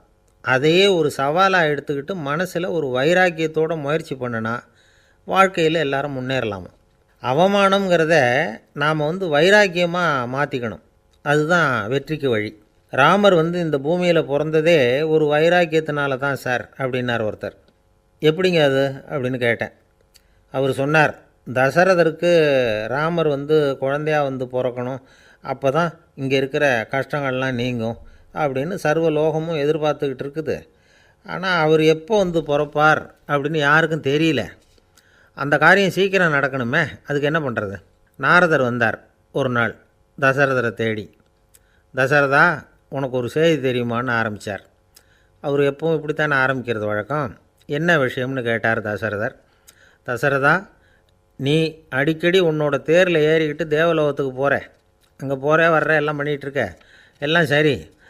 தேவலோகத்துலேயும் உன்னை நல்லபடியாக தான் வரவேற்கிறாங்க. தேவேந்திரன் உன்னை பிரியமாக அழைச்சிட்டு போய் தன்னுடைய அரியாசனத்திலேயே தனக்கு பக்கத்திலேயே உட்கார வைக்கிறான். நீயும் சந்தோஷமாக உட்காந்து பேசிவிட்டு வந்துடுற. ஆனால் நீ இங்கே வந்ததுக்கு அப்புறம் அங்கே என்ன நடக்குது தெரியுமா உனக்கு அப்படின்னாரான் நாரதர். என்ன நடக்குது எனக்கு ஒன்றும் தெரியலையே அப்படின்னாரான் தசரதர். நாரதர்கிட்ட கிட்டத்தில் கேட்டிருக்கார், கொஞ்சம் சொல்லுங்கள் என்னது அப்படின்னு. அவர் நெருங்கி வந்தாரான் நாரதரும். மெதுவாக அவர் காதோட காதாக சொன்னாராம். அதாவது நம்ம பாஷையில் சொல்லப்போனால் பற்ற வைக்கிறார். நீ அங்கே தேவேந்திரங்கிட்ட உட்காந்து பேசிவிட்டு வந்த பிறகு நீ அங்கே உட்காந்துருந்த அரியாசனத்தை தண்ணி ஊற்றி கழுவி சுத்தப்படுத்துகிறாங்க. நீ என்ன அந்த அளவுக்கு சுத்தம் இல்லாத ஆளா? தினம் குளிக்காமையாக இருக்கிற அப்படின்னாராம். தசரதருக்கு இது ரொம்ப அவமானமாக போயிட்டுது. அப்படியே செய்கிறாங்க அப்படின்னாராம். ஆமாம், நீ வேணும்னா நான் சொல்கிறது உண்மையாக இல்லையா அப்படின்னு சோதனை பண்ணி பார்த்துக்கோ அப்படின்னாரான் நாரதர். உடனே தசரதர் இதுக்காகவே புறப்பட்டு தேவலோகம் போனார். அங்கே வழக்கம் போலவே இவரை கூப்பிட்டு உட்கார வச்சு பேசிக்கிட்டு இருந்தான் தேவேந்திரன். கொஞ்ச நேரம் பேசிக்கிட்டு இருந்துட்டு சரி நான் கிளம்புறேன்னு புறப்பட்டார். சரி அவனும் வாசல் வரைக்கும் வந்து வழி அனுப்பி வச்சுட்டு உள்ளே போயிட்டான். தசரதர் வெளியில் கொஞ்சம் நேரம் மறைஞ்சி இருந்துட்டு மெதுவாக உள்ளே எட்டி பார்த்தார் என்ன நடக்குதுன்னு. நாரதர் சொன்னது உண்மைதான். தசரதர் உட்காந்துருந்த ஆசனத்தை அங்கே 2 தேவர்கள் கழுவி சுத்தப்படுத்திக்கிட்டு இருக்கிறாங்க. தசரதரால் இதை தாங்கிக்க முடியல. அவருக்கு ரொம்ப அவமானமாக போச்சு. நேராக கிடுகிடுன்னு தேவேந்திரங்கிட்டே போனார். நான் உட்காந்துருந்த இருக்கையே சுத்தம் பண்ணுறியே, நான் என்ன அந்த அளவுக்கு பாவியா அப்படின்னு கேட்டார். ரொம்ப கோபமாக கேட்டார். தசரதரே, மனுஷனுக்கு 3 கடன்கள் உண்டு. தேவ கடன், ரிஷி கடன், பித்ரு கடன். இதை தீர்க்காதவன் பாவியாகிறான். இதில் மகனை பெறுவதால் தான் பித்ரு கடன் தீரும். உனக்கு மகன் கிடையாது, அதனால் நீ பாவியாகிற.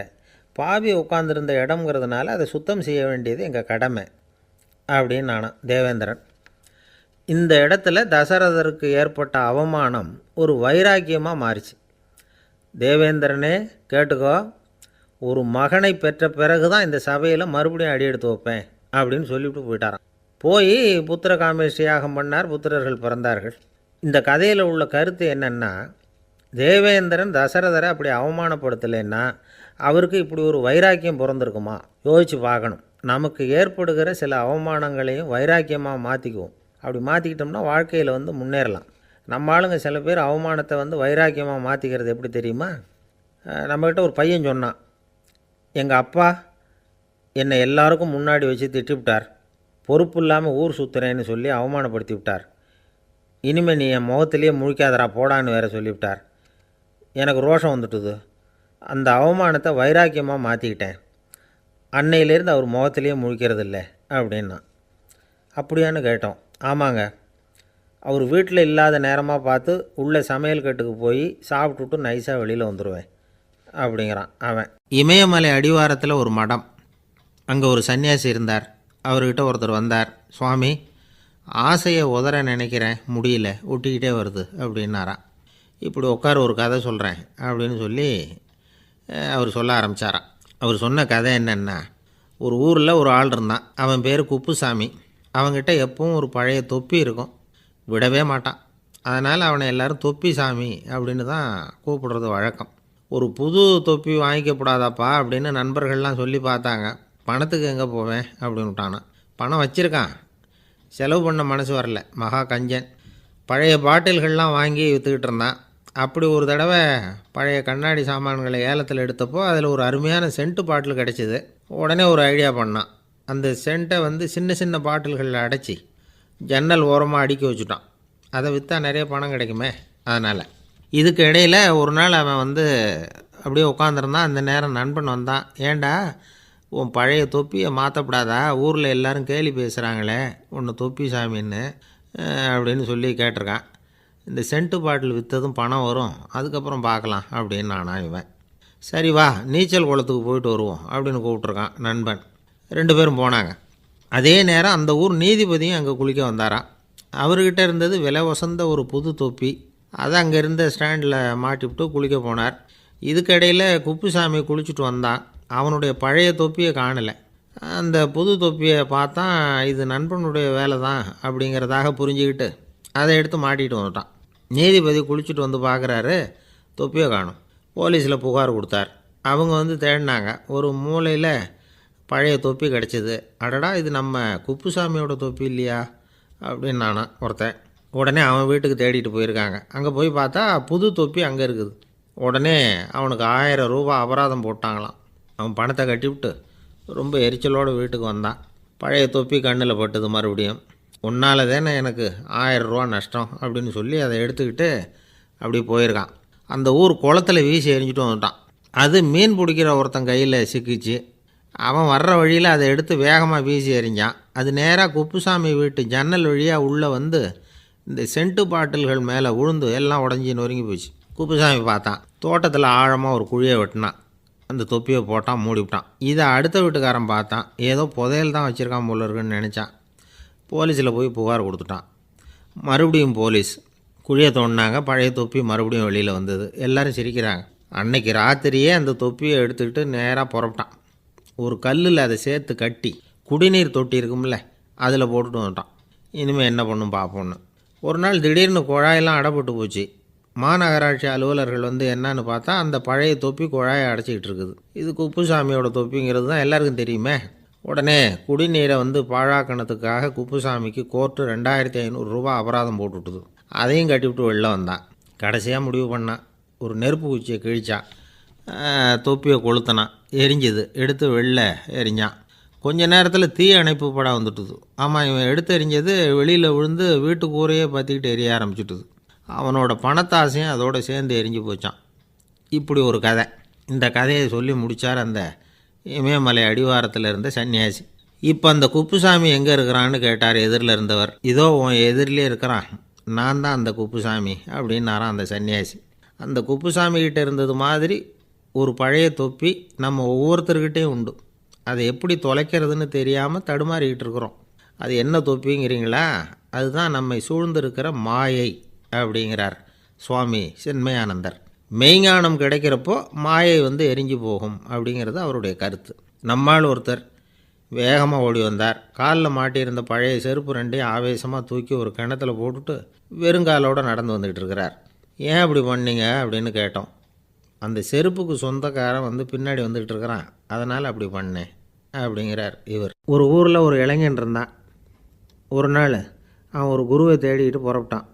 ஊரை விட்டு வெளியில் போனான். போகிற வழியில் ஒரு காடு. அந்த காட்டில் ஒரு மரத்தடியில் ஒரு பெரியவர் உட்காந்துருக்கிறார். அமைதியாக மௌனமாக அவர் அமர்ந்திருக்கிறார். இந்த பெரியவரை விசாரிக்கலாம், குருவை தேடி கண்டுபிடிக்கிறதுக்கு இவர் ஏதாவது ஒரு வழி சொல்லி கொடுப்பார் அப்படின்னு நினச்சிக்கிட்டு அவரை நெருங்கினான். ஐயா, எனக்கு ஒரு குரு தேவை, எங்கே கிடைப்பார்? அவரை எப்படி அடையாளம் கண்டுபிடிக்கிறது? அதை பற்றி ஏதாவது விவரம் சொன்னீங்கன்னா நான் கண்டுபிடிச்சிக்குவேன் அப்படின்ட்டுருக்கான். பெரியவர் நிமிர்ந்து பார்த்தார். தம்பி, அது ரொம்ப சுலபம். அவர் வயசானவராக இருப்பார், என்னை விட சுமார் 30 வயசு அதிகமாக இருக்கும்.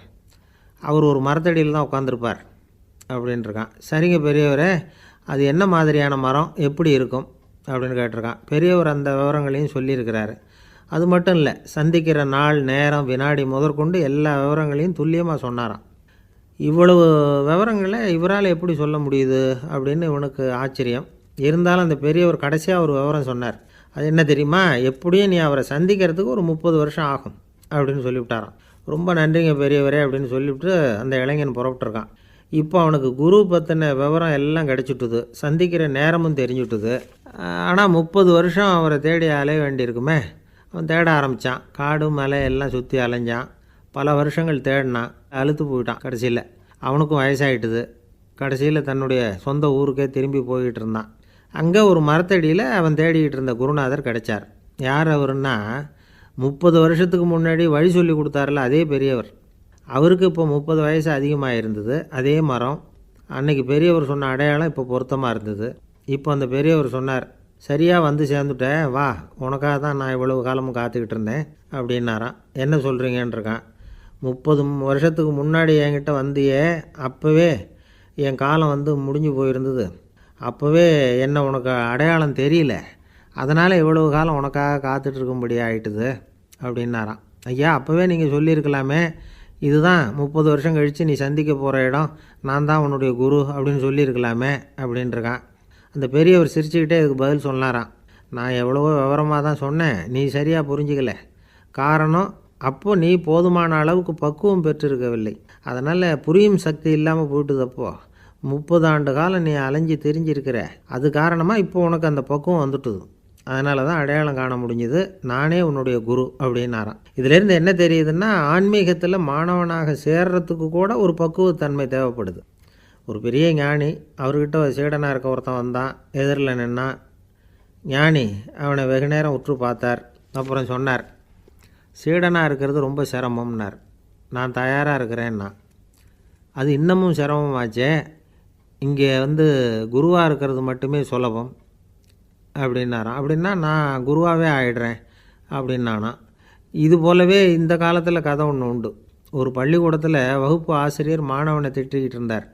டேய், நீ 100க்கு 10 மார்க்கு தான் வாங்கிக்கிட்டு இருக்க, இவ்வளவு மோசமாக நீ படித்தா கடைசியில் மாடு மேய்க்கிறது கூட லாய்க்கு இல்லாதவனா ஆகிடுவேன், அதுக்கப்புறம் என்ன செய்ய போகிறேன் அப்படின்னாராம். பையன் தலையை சொரிஞ்சிக்கிட்டே சொன்னானா, சார் அப்படின்னா ஒன்று செய்கிறேன் அப்படின்னானா. இவர் கேட்டிருக்கார், என்ன செய்ய போகிறேன்னு. வேறு என்ன சார், உங்களை மாதிரி ஒரு ஆசிரியர் ஆகிடுறேன் அப்படின்னானா. எனக்கு இது மட்டும்தான் சார் தெரியும், இதை தவிர வேறு எதுவும் தெரியாது அப்படின்னு சொல்லிக்கிட்டே காலம் தள்ளுறவங்க ரொம்ப பேர். அவங்களெல்லாம் கஷ்டப்பட வேண்டியிருக்கும். ஒருத்தர் தன்னுடைய தொழிலில் ரொம்ப கெட்டிக்காரராக இருக்கலாம். அதுக்காக எப்பவும் அதே ஞாபகத்தில் இருந்துக்கிட்டு உலகியல் அறிவு இல்லாமல் இருந்துடக்கூடாது. அது ஆபத்து. இதுக்காக நம்ம தாத்தா பாட்டிலாம் ஒரு கதை சொல்லுவாங்களே, கேள்விப்பட்டிருக்கீங்களா? ஒரு சமயம் ஒரு 4 பேர் சேர்ந்து வெளியூருக்கு பிரயாணம் போனாங்களாம். அந்த 4 பேர் எப்படி தெரியுமா? ஒருத்தர் வேதாந்தி, இன்னொருத்தர் சங்கீத வித்வான், 3வது ஆள் வைத்தியர், 4வது ஆள் ஜோசியர். இவங்க 4 பேரும் நண்பர்கள். அதனால் சேர்ந்து புறப்பட்டாங்க. வழியில் ஒரு ஊரில் தங்கினாங்க. இருட்டி போச்சு. அதனால் இன்றைக்கி ராத்திரி இங்கேயே தங்கி இருந்துட்டு நாளைக்கு புறப்படலாம் அப்படின்னு தீர்மானம் பண்ணாங்க. சாப்பாட்டுக்கு என்ன பண்ணுறது? அங்கேயே கடத்தெருவுக்கு போய் சாமான்லாம் வாங்கியாந்து சமைச்சு சாப்பிட்லாம்னு முடிவு பண்ணாங்க. 4 பேர் இருக்கிறதுனால ஆளுக்கு ஒரு காரியமாக செய்யலாம் அப்படின்னு வேலையை பிரிச்சுக்கிட்டாங்க. வைத்தியர் கரிகாய் வாங்க போனார், வேதாந்தி எண்ணெய் வாங்க போனார், ஜோசியர் பலசரக்கு வாங்க போனார், சங்கீத வித்வானுக்கு சமைக்கிற வேலை. எல்லாம் சரி. ஆனால் நடந்தது என்ன தெரியுமா? கடைத்தெருவுக்கு காய்கறி வாங்க போனார்ல வைத்தியர், அங்கே போய் மார்க்கெட்டில் பார்த்தார். ஒவ்வொரு கரிகாயாக எடுத்து பார்த்தார். இது பித்தம், உடம்புக்கு ஒத்துக்காது, இது வாயு, உடம்புக்கு ஒத்துக்காது அப்படின்னு ஒவ்வொன்றா தள்ளினார். கடைசியில் ஒன்றுமே தேரல. வெறுங்கையோடு திரும்பி வந்துக்கிட்டு இருக்கிறார். எண்ணெய் வாங்க போனார் வேதாந்தி, அவர் ஒரு தொன்னையில் எண்ணெயை வாங்கினார். பேசாமல் அதை எடுத்துகிட்டு வர வேண்டியது தானே, முடியல. அவருடைய வேதாந்த மூளை சிந்திக்க ஆரம்பிச்சுட்டுது. இந்த தொன்னைக்கு எண்ணெய் ஆதாரமா அல்லது எண்ணெய்க்கு தொன்னை ஆதாரமா அப்படிங்கிற ஆராய்ச்சியில் இறங்கினார். என்னாச்சு தெரியுமா? அப்படி கவுத்து பார்த்தார். வாங்கின எண்ணெய் பூராவையும் வழியில் கொட்டிவிட்டு வெறும் தொன்னையோடு சேர்ந்தார்.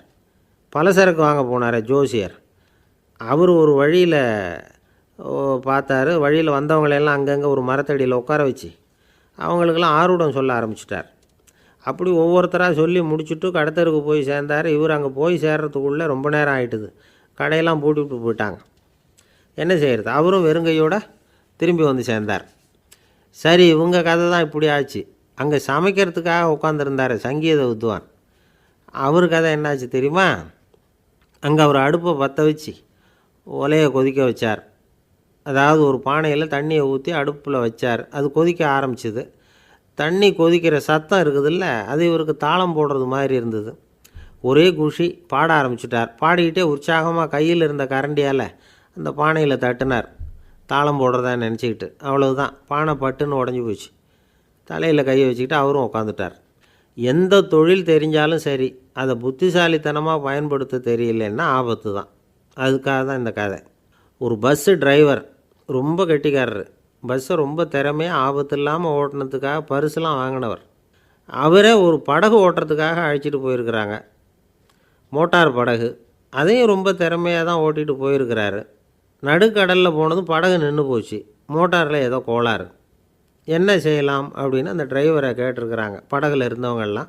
அப்போ அவர் சொன்னாராம், கவலைப்படாதீங்க, ஒன்றும் பிரச்சனை இல்லை, எல்லோரும் கொஞ்சம் கீழே இறங்கி பின்னாடி தள்ளுங்க, மோட்டார் ஸ்டார்ட் ஆகிடும் அப்படின்னாராம். ஒரு காலத்தில் பிரஷ்யா அப்படின்னு ஒரு தேசம் இருந்தது. இப்போ ஜெர்மனி இருக்குல்ல, இதோட பெரும்பகுதி ஒரு காலத்தில் பிரஷ்யாங்கிற பேரில் இருந்தது. அப்போ அதுக்கு அரசராக இருந்தவர் மகா ஃப்ரெடரிக், அதாவது ஃப்ரெடரிக் தி கிரேட் அப்படின்னு சொல்லுவாங்க. அந்த ராஜாவுக்கு ஒரு சந்தேகம். நாம் பல வகையான வரிகளை விதித்து வசூல் பண்ணுறோம், அப்படி பண்ணி வருமானம் குறைஞ்சிக்கிட்டே போகுதே, இதுக்கு என்ன காரணமாக இருக்கும்? இதுதான் அவருக்கு ஏற்பட்ட சந்தேகம். ஒரு சமயம் அந்த அரசர் தம்முடைய அமைச்சர்களையும் பிரபுக்களையும் தளபதிகளையும் கூப்பிட்டு ஒரு விருந்து வச்சார். விருந்து முடிஞ்சதும் அவங்கள பார்த்து இந்த சந்தேகத்தை கேட்டார். வரிகள் அதிகமாக விதித்து வருமானம் குறையறதுக்கு என்ன காரணம் அப்படின்னு கேட்டார். பல பேருக்கு இதுக்கு சரியாக பதில் சொல்ல தெரியல. அனுபவசாலியான ஒரு தளபதி எழுந்திரிச்சார். அரசே, அது எப்படிங்கிறத இப்போ உங்களுக்கு காட்டுறேன்னார். உடனே ஒரு பெரிய பனிக்கட்டி ஒன்றை தன்னுடைய கையில் எடுத்தார்.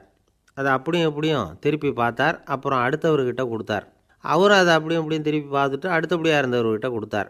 இப்படியே இதை ஒவ்வொருத்தராக பார்த்துட்டு ஒவ்வொரு கையாக மாறி கடைசியில் மன்னர் கைக்கு போய் சேர்ந்தது. மன்னர் கைக்கு அந்த பனிக்கட்டி போய் சேர்ந்தப்போ அது கொஞ்சம் கொஞ்சமாக உருகி ஒரு பட்டாணி கடலை சைஸுக்கு ஆகிட்டுது. மன்னர் யோசனை பண்ணார், வரி அதிகமாக போட்டாலும் வந்து சேர்றது குறைவாக இருக்கிறதுக்கு என்ன காரணம் அப்படிங்கிறது அவருக்கு புரிஞ்சு போச்சு. காலம்தான் மாறிட்டு இருக்கே தவிர இந்த கையூட்டு வாங்குகிற பழக்கம் மாறினதாக தெரியல. இன்னொரு ராஜா இருந்தார். அவர் தன்னுடைய ராஜாங்கத்தில் லஞ்ச ஊழலே சுத்தமாக இருக்கக்கூடாது அப்படின்னு நினச்சார். அவர்கிட்ட பல்வேறு துறைகளுக்கும் பொறுப்பாக இருந்த பல பேரும் ரொம்ப சுத்தமாகவும் நேர்மையாகவும் இருந்தாங்க. ஒரே ஒருத்தர் மட்டும் எல்லார்கிட்டையும் லஞ்சம் வாங்கிட்டே இருந்தார். அவரை வேறு வேறு துறைகளுக்கு மாற்றி பார்த்தாரு. அந்த ராஜா என்னென்னமோ பண்ணி பார்க்குறாரு. எந்த வேலையை கொடுத்தாலும் அதுலேயும் லஞ்சம் வாங்கிறதுக்கு ஒரு வழியை உண்டு பண்ணிக்குவார் அந்த ஆள். ராஜாவுக்கு இது ஒரு பெரிய தலைவலியாக போட்டுது. இவர் என்ன பண்ணுறது, இவருக்கு என்ன வேலையை கொடுக்கறது, கொஞ்சம் கூட லஞ்சம் வாங்கிறதுக்கு சான்ஸே இல்லாத ஒரு வேலையை கொடுக்கணும் அப்படின்னு திட்டம் போட்டார். ஒரு நாள் அவருக்கு அந்த உத்தரவும் போட்டுட்டார். அதாவது அவருக்கு என்ன வேலைன்னா, கடற்கரையில் தான் அவருக்கு ஆஃபீஸ். அங்கேயே இருந்துக்க வேண்டியது. தினமும் எத்தனை கடல் அலை கரையில் வந்து மோதுது அப்படிங்கிறத கணக்கெடுத்து ராஜாவுக்கு தெரிவிக்க வேண்டியது. இதுதான் அவருக்கு வேலை. பேசாமல் அலையை எண்ணிட்டு உட்காந்துருக்கிட்டோம், அப்போவாவது அவர் லஞ்சம் வாங்குகிற சந்தர்ப்பம் இல்லாமல் போயிடும் அவருக்கு அப்படின்னு நினச்சார் ராஜா. இந்த ஆள் கடற்கரைக்கு போய் டியூட்டியில் ஜாயின் பண்ணிக்கிட்டார். ஒரே மாதத்தில் அங்கே சொந்தமாக ஒரு பிரம்மாண்டமான மாளிகை கட்டிவிட்டார். ராஜாவுக்கு இது பெரிய ஆச்சரியமாக போச்சு. அலையை என்ற வேலையில் அந்த ஆள் எப்படி பணம் சம்பாதிச்சார் அப்படின்னு விசாரித்து பார்த்தார் அக்கம் பக்கத்தில். அந்த ஆள் என்ன பண்ணியிருக்கிறாருன்னா, கடற்கரையில் போய் பொறுப்பை ஏற்றுக்கிட்ட உடனே அங்கே இருந்த மீனவர்கள்கிட்ட எல்லாம் இந்த கரையில் வந்து ஒரு நாளில் வந்து மோதுகிற அலைகள் எத்தனை அப்படின்னு கேட்டிருக்காரு. அது எப்படிங்க தெரியும்னு இருக்காங்க அவங்க. தினமும் அந்த எண்ணிக்கை தெரியணும். நம்ம ராஜாவுக்கு தினமும் அறிக்கை அனுப்பணும், டெய்லி ரிப்போர்ட்டு. தவறுனா நீங்கள் இந்த கடலில் போய் மீன் பிடிக்கிறதுக்கு ராஜாவோட அனுமதி கிடைக்காது அப்படின்ட்டுருக்காரு. உடனே மீனவர்கள்லாம் பயந்து போட்டாங்க. கடலுக்கு போகிறதுக்கு அனுமதி இல்லைன்னா பட்டினி கிடக்கிறது மாதிரி ஆகிடுமே. மெதுவாக அந்த ஆளுகிட்ட போனாங்க. காதோட காதாக சொன்னாங்க, ஐயா, எங்களால் வந்து கடல் அலையை வந்து எண்ண முடியாது. தினமும் எங்களால் முடிஞ்சதை உங்களுக்கு பணமாக கொடுத்துட்றோம். நீங்கள் தான் ராஜா கிட்ட சிபாரிசு பண்ணி நாங்கள் தொடர்ந்து மீன் பிடிக்கிறதுக்கு அனுமதி வாங்கி கொடுக்கணும் அப்படின்னு வேண்டிக்கிட்டாங்க. பணம் தினமும் வந்து சேர ஆரம்பிச்சுட்டுது. பதவியில் மற்ற பதவியோட இந்த பதவி எவ்வளவோ மேல் அப்படின்னு நினச்சிட்டான் அந்த ஆள். அது மட்டும் இல்லை, தயவு பண்ணி என்னை இந்த இடத்த விட்டு மாற்றி விடாதீங்க சார் அப்படின்னு வேற கேட்க ஆரம்பிச்சிட்டானா. காசியில் இருக்கிற கடவுள் காசி விஸ்வநாதர், அங்கே இருக்கிற தேவி காசி விசாலாட்சி. இவங்க ரெண்டு பேரும் ஒரு நாள் பேசிக்கிட்டு இருந்தப்போ கடவுள் சொன்னார், இந்த மனிதர்களை நாம் ரொம்பவும் நம்பிக்கையோடு தான் படைச்சிருக்கிறோம். இருந்தாலும் அவங்களுக்கு தான் நம்பிக்கை இல்லை, எதுலேயும் ஒரு உண்மையான நம்பிக்கை இல்லாமல் வாழ்ந்துக்கிட்டு இருக்கிறாங்க அப்படின்னார். என்ன அப்படி சொல்கிறீங்க? அதை பாருங்கள், எவ்வளவு பேர் காசியை தேடிட்டு வந்து கங்கையில் குளிச்சுக்கிட்டு இருக்கிறாங்க. அவங்களெலாம் நம்பிக்கை இல்லைன்னா இவ்வளவு தூரம் தேடிட்டு வந்து இங்கே குளிப்பாங்களா அப்படின்னு நாங்கள் தேவி. சரி, அதை சோதித்து பார்க்கலாம் அப்படின்னு ரெண்டு பேரும் முடிவு பண்ணிக்கிட்டாங்க. உடனே ஒரு திட்டம் போட்டாங்க. அது எப்படின்னா, நாம் ரெண்டு பேருமே பக்தர்கள் மாதிரி உருவத்தை மாற்றிக்கிட்டு கங்கை கரைக்கு போக வேண்டியது. நான் வந்து கங்கையில் இறங்கி குளிக்கிறேன். கொஞ்ச நேரத்தில் சுழலில் மாட்டிக்கிட்டது மாதிரி நடிக்கிறேன். நீ உடனே கரையிலிருந்து சத்தம் போடும், என்னோடய வீட்டுக்காரரை யாராவது காப்பாற்றுங்களேன்னு சத்தம் போடும். அதோடு இன்னொன்று சொல்லு, யாராவது ஒரு புண்ணிய ஆத்மா அவர்கிட்ட போய் அவருடைய முடியை பிடிச்சி இழுக்கணும். அப்படி ஒரு சாபம் இருக்குது எங்களுக்கு.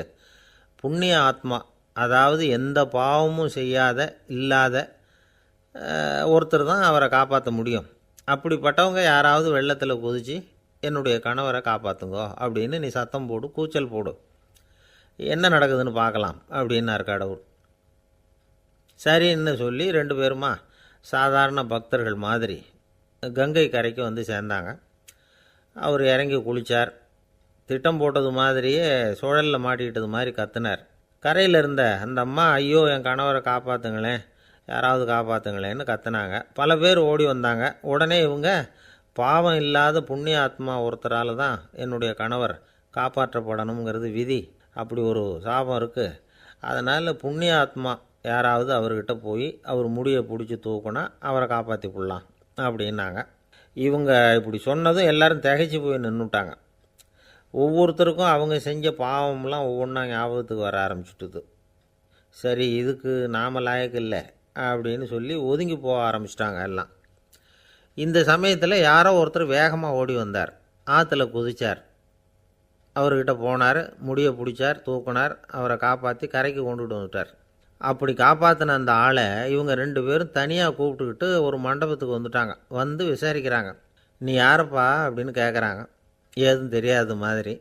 நான் இந்த ஊர் அன்ன சத்திரத்தில் வேலை செய்கிற ஒரு சமையல்காரன் அப்படிங்கிறார். நீ கங்கையில் குளிக்கிறது உண்டான்னு கேட்டிருக்காங்க.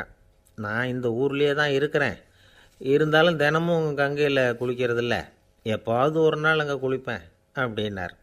கங்கையில் மூழ்கி எழுந்திரிச்சா பாவம்லாம் தொலையும்னு சொல்கிறாங்க. அப்படி இருக்கிறப்போ அங்கே இன்றைக்கி கங்கையில் குளிச்சுக்கிட்டு இருக்கிறவங்கெல்லாம் தங்களை புண்ணிய ஆத்மாவா நினைக்கல. கங்கையில் குளிக்காத நீ உன்னை புண்ணிய ஆத்மாவா நினச்சி என்னை காப்பாற்ற வந்திருக்கிற, அது எப்படி அப்படின்னு கேட்டார். அதுக்கு அந்த ஆள் சொல்கிறான், கங்கையில் குதித்ததுக்கு அப்புறம் தானே உங்களை காப்பாற்ற போகிறோம். அப்படி குதிக்கும் பொழுது என்னுடைய பாவம்லாம் போயிருக்கும்ல, நான் புண்ணிய ஆத்மாவாக ஆயிருப்பேனே, அதனால தான் துணிஞ்சு உங்களை காப்பாற்றினேன் அப்படின்னா. கடவுளும் தேவியும் அவனுக்கு காட்சி கொடுத்தாங்களாம். இப்படி ஒரு கதை உண்டு. அதாவது கங்கையில் குளிச்சுக்கிட்டு இருக்கிறவங்களுக்கே தங்களுடைய பாவம் போகுங்கிற நம்பிக்கை பரிபூர்ணமாக இல்லை. குளிக்காத ஒருத்தனுக்கு அந்த நம்பிக்கை இருந்தது. அதனால் அவனால் கடவுளை பார்க்க முடிஞ்சது. கடவுளை நாமளும் பார்க்க முடியுமா முடியாதா அப்படிங்கிற குழப்பம்லாம் நமக்கு வேண்டியதில்லை. நம்பிக்கையோடு வாழணுங்கிற உண்மையை மட்டும் இந்த கதையிலேருந்து புரிஞ்சுக்கிட்டால் போதும். ஏன்னா இந்த கதையை கேட்டுட்டு ஒரு நண்பன் குதர்க்கமாக ஒரு கேள்வி கேட்டான். ஏன் சார், கங்கையில் குளித்தா பாவம் போயிடும்னு சொல்கிறீங்களே, நான் எனக்கு வேண்டாத ஒருத்தனை அழைச்சிட்டு போய் கங்கையிலேயே தள்ளி விட்டுட்டு அதுக்கப்புறம் அங்கேயே முழுக்க போட்டுட்டு நான் செஞ்ச பாவத்தை அதுலேயே கழுவி விட்டுட்டு மறுபடியும் உங்ககிட்ட வந்துடுறேன்.